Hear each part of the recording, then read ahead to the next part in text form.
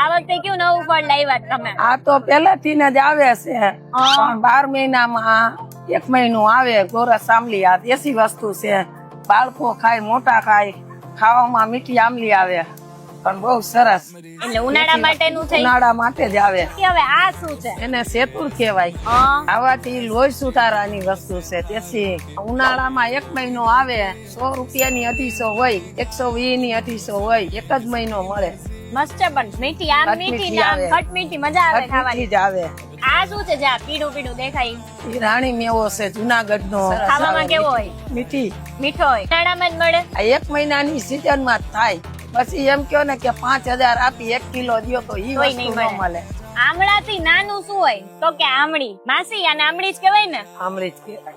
આ ઉનાળામાં ખાવા માટેનું હોય. ઉનાળામાં આને ખાવાના શું ફાયદા? લોહી સુધારો, લોહી સુધારો. મસ્ત એમ થાય કે નાના ચટપટા.